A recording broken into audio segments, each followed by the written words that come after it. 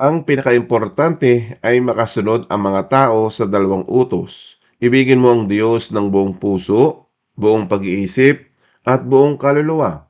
At ibigin mo ang iyong kapwa gaya ng iyong sarili.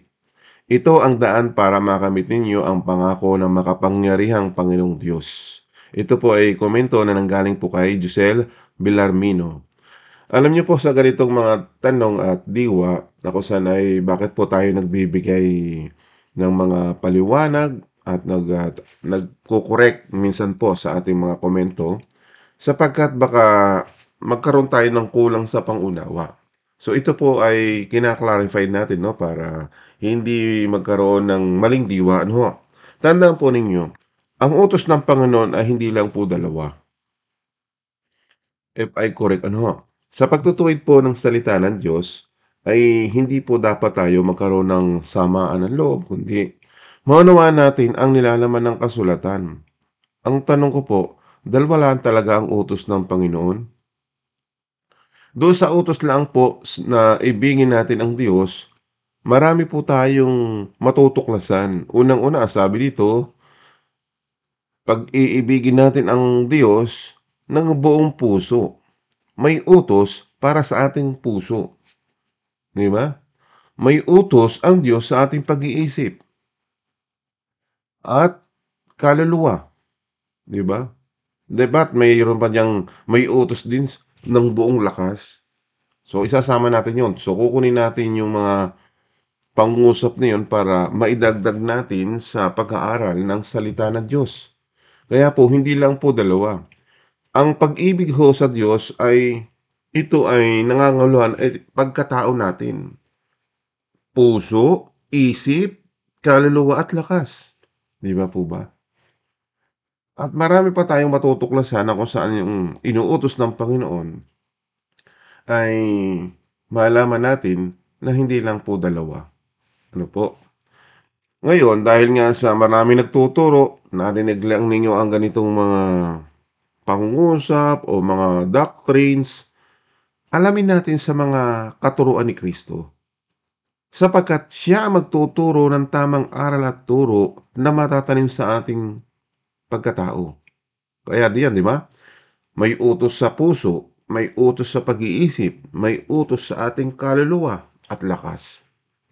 Basahin muna natin yung talatang iyon na magbibigay sa atin ng tamang diwa. Ano po?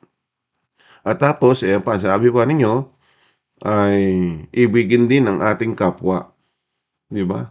Ang kapwa natin napakarami. Iba't iba ang karakter. Iba't iba ang pag-uugali. Iba't iba ang pagkatao. Sa kapwa pa lang natin, mayroong kaibigan tayo, nagiging kaaway. At yung kaaway minsan, kailangan mahalin din natin. Nakita po ninyo? May dalawang klaseng kaibigan na pwede mong ipanalangin at hindi mo pwedeng ipanalangin. Marami din pong utos sa ating kapwa. May utos din sa ating sarili. Napakaraming utos po yan kung inyong tutuklasin. Nakita po ninyo. So, narito yung channel para ihatid sa inyo ang mabubuting balita. Kaya kung hindi ka pa nakakapag-subscribe sa ating channel, God's Word Read Scriptures, gawin mo na para ma-update ka sa bawat upload po natin at dito matuturuan tayo ng mga aral at turo ng ating Panginoong Hesus na mababasa natin sa banal na kasulatan. Kaya please subscribe to our channel. At ngayon, mabalik po tayo kay Giselle na kusan ay ito naman hindi para sa kanya lang, para sa lahat, para sa atin, para din sa akin, ano po. Dahil itong tanong mo ay pinag-aaralan ko rin, hindi ko rin alam yan po. Pero dahil sa komento ninyo, nagtsatsaga akong halukayin. Ano ba yung halukayin? Hanapin, saliksikin. Di ba? Magkaroon tayo ng tamang pag-aaral sa mga bagay na yan. Lalong-lalo na sa mga pamaraan at utos ng Diyos. Kaya dito sa nabanggit mo, dalawa lamang talaga ang utos ng Diyos na dapat nating sundin. So, napakarami po. Kaya nga lang, ihihimay-himay natin. Aalamin natin yung utos sa puso, sa isip, sa kaluluwa, lakas, maging sa kapwa-tao, maging sa ating sarili.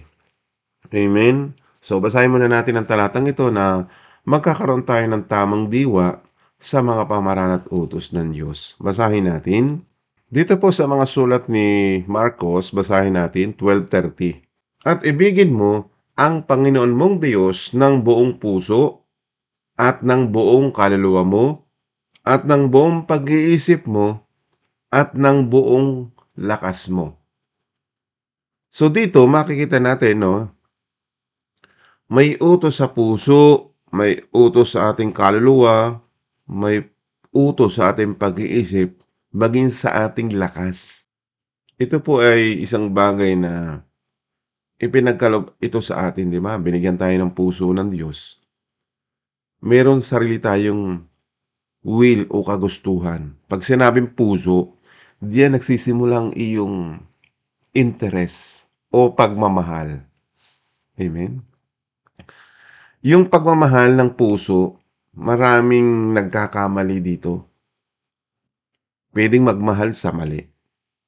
Kaya tama ang sinabi ng salita ng Diyos, magmahal tayo doon sa tama. No? Pag sinabi naman ng buong kaluluwa mo, ano ba yung kaluluwa? Buhay mo. Di ba yung salitang kaluluwa, ito'y buhay. Kaya minsan yung buhay ng isang tao napapariwara. Mali ang ginagawa ng isang tao sa kanyang buhay.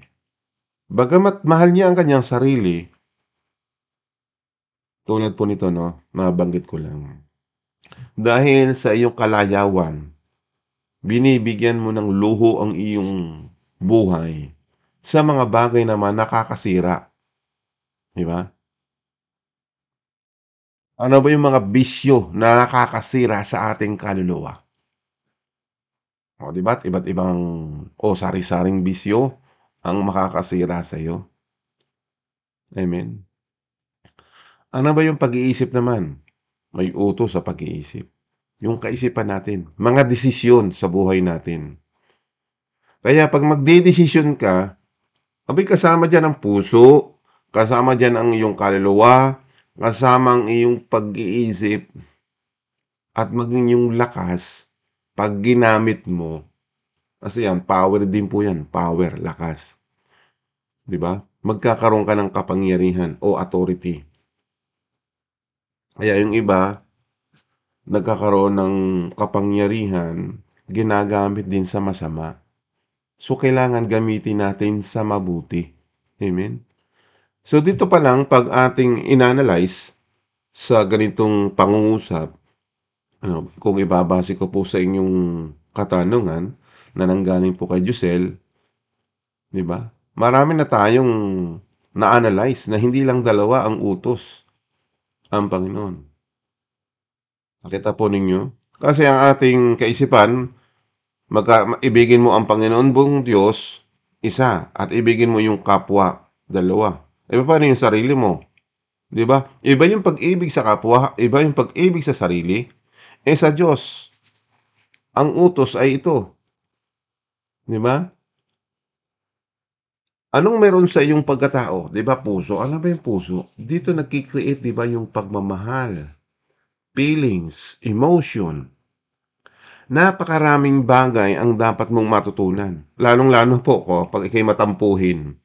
Ang apektado dyan puso't isipan mo. Di ba?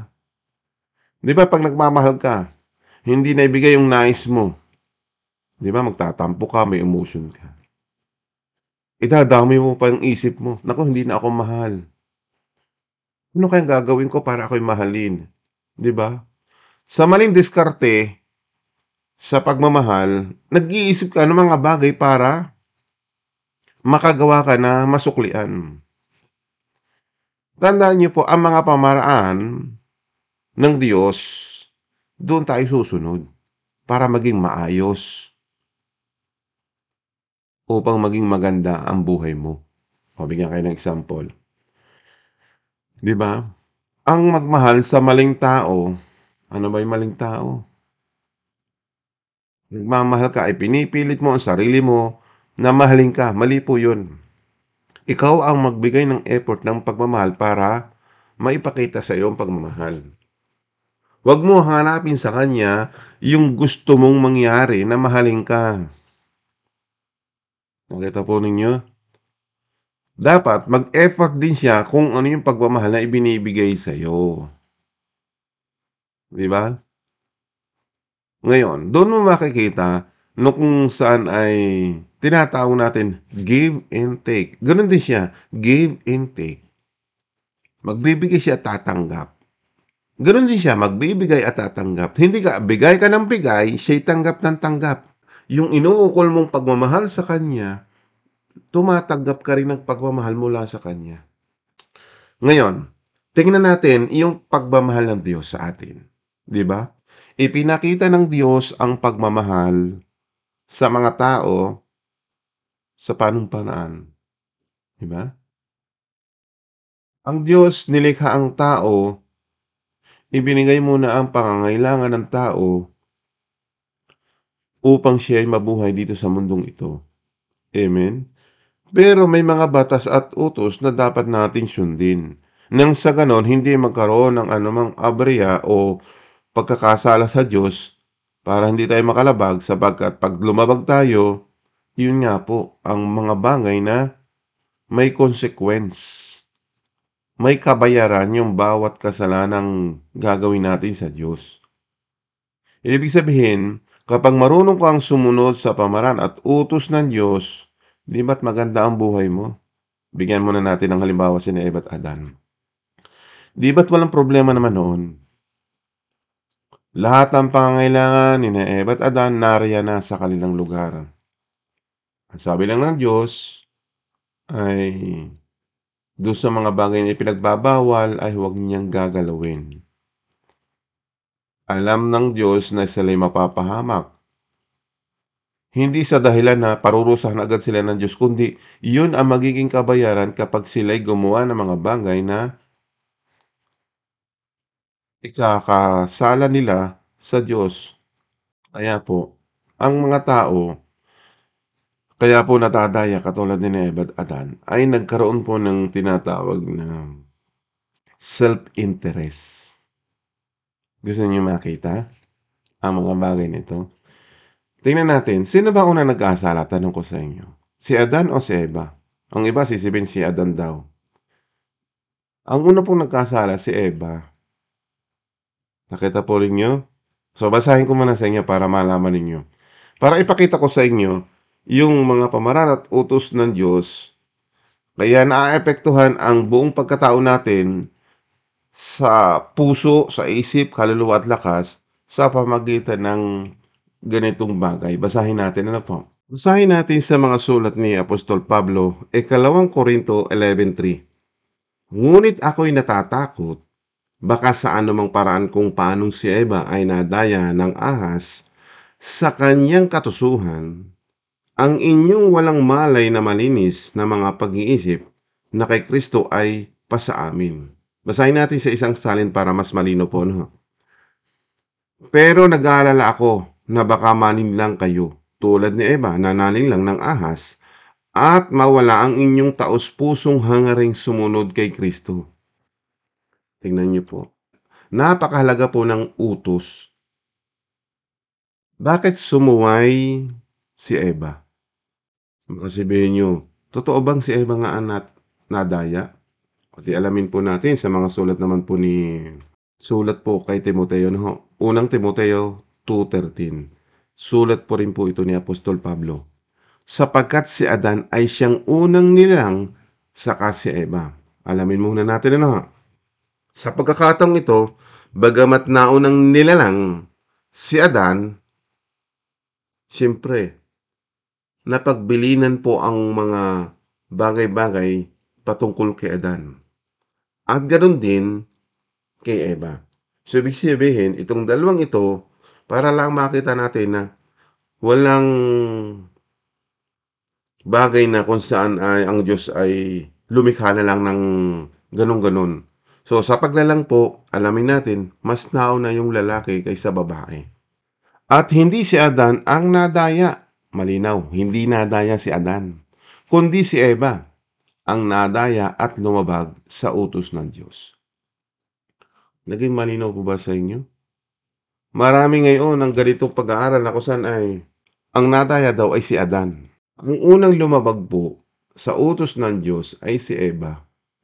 Sino ba si Eva? 'Di ba't babae?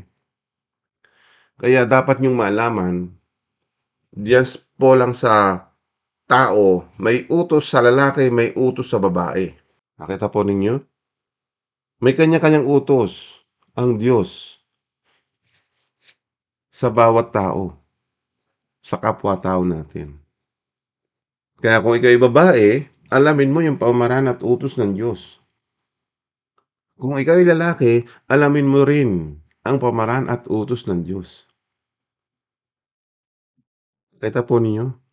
Iba ang magiging tungkulin ng babae at iba ang magiging tungkulin ng lalaki sa harapan ng Diyos, sa paglilingkod sa Diyos. Nakita po ninyo?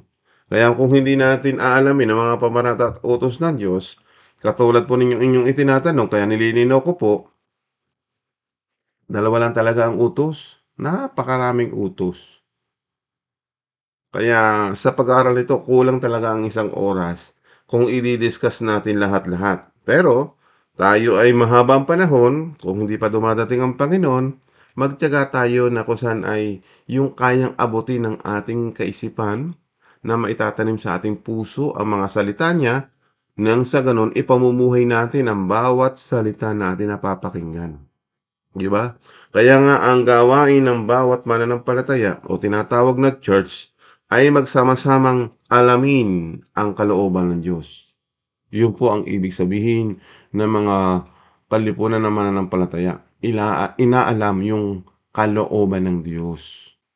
Magkaroon tayo ng pagmamahal sa isa't isa. Tayo po'y magkakapatid kay Kristo.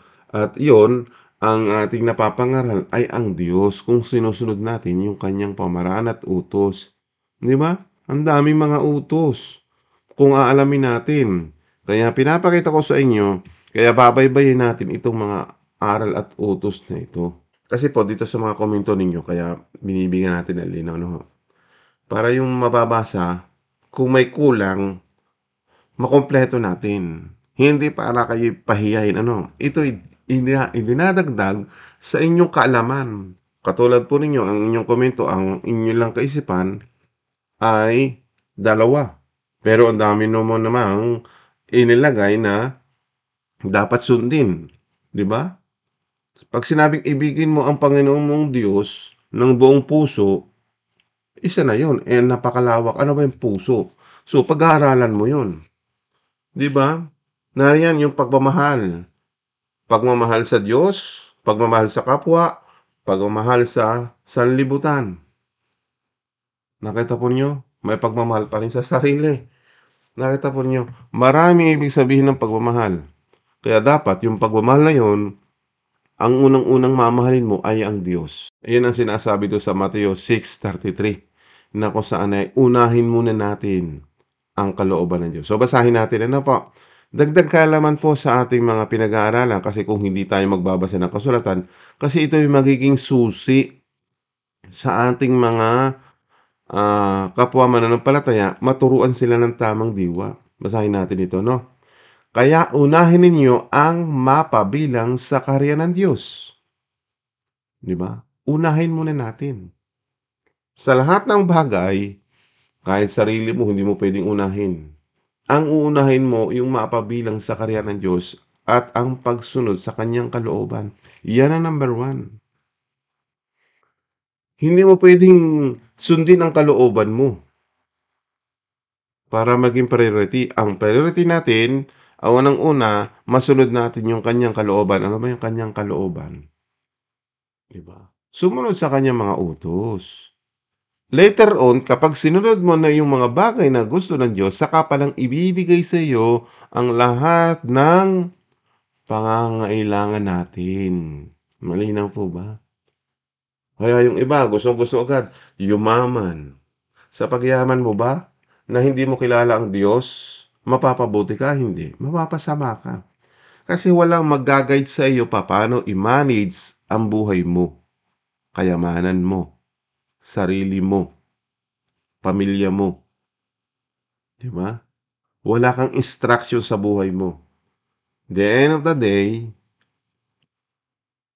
pass away. So, lilipas din yon, mawawalang saysay ang mga bagay na pinaghirapan natin kung hindi tayo gagawin natin yung kanyang kalooban. Kaya sinasabi ng sulat, sinulat ni Mateo sa mga magbabasa, maunawaan natin. Ang sabi ni Mateo sa kanyang mga sulat, kaya unahin ninyo ang mapabilang sa kaharian ng Diyos at ang pagsunod sa kanyang kalooban. Ang tanong, sino ba nagsasalita dito?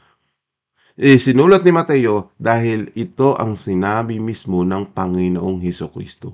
Utos yan ng ating Panginoong Hesukristo. Nakita po ninyo? Kaya ang iba, gagamitin itong talatang ito para pagkaperahan.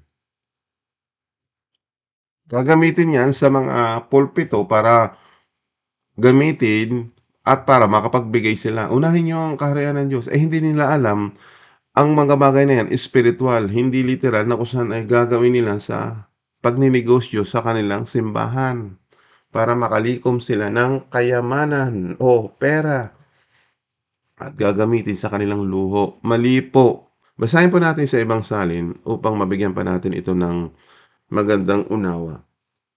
Ngunit hanapin muna ninyo ang kanyang kaharian at ang kanyang katwiran. At ang lahat ng mga bagay na ito ay pawang idaragdag sa inyo. Ang tanong, paano ba natin hahanapin? Sa ibang salin, unahin. Di ba? Kaya pag hinanap mo, di ba't inuuna mo rin yun? Kaya nga hinahanap mo. Dahil yun ang mahalaga. Alin ba ang mahalaga? Kayamanan ng mundong itong lumilipas, nawawala, o yung future na darating na kung saan ibibigyan ka ng buhay na walang hanggan. Di ba? Mas mabuti yun. Kahit ikay magpagod na magpagod dito sa mundong ito, lahat ng kayamanan man ay makamtan mo. Iiwan mo lang din yan sa mundo. Ang tanong, kumakamtan mo man ang kayamanan ng sanlibutan ito. Di ba? Kung mapapahamak naman ang buhay mo, wala rin. Useless. Basahin natin yung talatang yun para magbigay sa inyo ng tamang diwa. Kaya nakakalungkot, yung mga taong hindi nakakaunawa, ay mapapahamak sila. Dito po sa mga sulat ni Mateo 16:26, sapagkat ano ang mapapakinabang ng tao kung makamtam niya ang buong sanlibutan, ngunit mawawala naman ang kanyang buhay? O ano ang ibibigay ng tao na katumbas ng kanyang buhay? Ulitin ko po para maintindihan pa natin. Sapagkat ano ang mapapakinabang ng tao? Ano ba yung pakinabang ng tao? Kung makamtaman niya ang buong sanlibutan, ibig sabihin, kayamanan ng mundong ito. Ngunit mawawala naman ang kanyang buhay. Ibig sabihin, dahil doon ka nakapokus sa mundong kinagalawan natin, hindi mo inaalam ang kalooban ng Diyos, mas nagpo-focus ka sa kayamanan ng sanlibutan ito, kung mawawala naman ang buhay mo, ano ang ibibigay ng tao na katumbas ng kanyang buhay? Ang tanong? Hindi yan sa mga bagay. Bumasa pa tayo ng isang salin. Gusto kong unawain yung mga bagay na ito para magkaroon pa tayo ng tamang diwa. Alin ba ang pipiliin ninyo? Kayamanan ng sanlibutan ito, magpasasa ka, magpayaman ka muna? O mas unahin muna natin ang kalooban ng Diyos? Nang sa ganon, mabigyan ka ng direksyon sa tamang pamumuhay. Ang sabi po dito sa ibang salin, ano ba ang mapapala ng tao kung mapa sa kanya man ang lahat ng bagay sa mundo? Ibig sabihin, nariyan na lahat. Sa dami mong pera, hindi wala nang pagkalagyan. Marami ka ng mga bahay, house and lot, di ba? Mga sasakyan, mga luxury car, di ba? O namang bagay na nakakamtan mo sa mundong ito. Anong sabi dito? Pero mapapahamak naman ang kanyang buhay. Maibabayad ba siya para mabawi niya ang kanyang buhay? Hindi mo kayang bawiin sa pamamagitan ng iyong kayamanan para mabawi ang buhay mo. Hindi kayang tumbasan ng kayamanan ng sanlibutan ito ang buhay kapag iyan ay napahamak. Tandaan ninyo, marami ng ganyang case na namatay na mayayamang tao. hindi nakakapagligtas ang kanilang kayamanan. Basahin natin ang utos ng Diyos. Hindi yung makakapagligtas yung kayamanan. Basahin natin sa mga sulat ng mga propeta, Zephaniah 1:18. Hindi sila maililigtas ng kanilang mga pilak at ginto sa araw na ipapakita ko ang aking galit na parang apoy na tutupok sa buong mundo sapagkat bigla kong lilipulin ang lahat ng naninirahan sa lupa. Tingnan ninyo. Kaya kung nakapokus lang kayo dito sa mundong ito, dito sa ating lupang kinakatayuan, yan, tutupukin lang ng Panginoon. Lilipulin. Nakita po ninyo yung galit ng Diyos. Alam niyo po, mararanasan ng mga taong hindi susunod sa Diyos yung puot at galit ng Diyos. Kaya nga po, alamin natin yung pamaran at utos ng Diyos. Hindi lang po dalawa, napakaraming utos.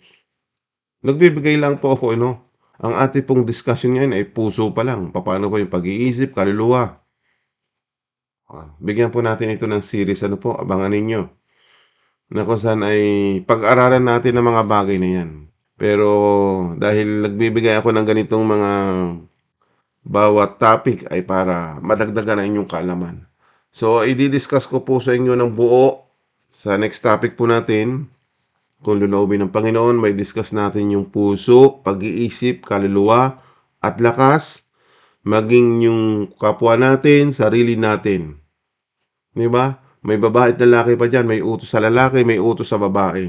So, napakarami. Sana kaibigan ay maintindihan po ninyo ito at mga kapatid ko sa pananampalataya. Maging sa mga ganito pong nagtatanong, maging kay Jusel, ano po, salamat sa iyong katanungan dahil kung hindi dahil sa iyo, hindi natin madidiscuss yan. Kaya salamat sa inyong mga tanong. Kaya patuloy pa kayong magtanong.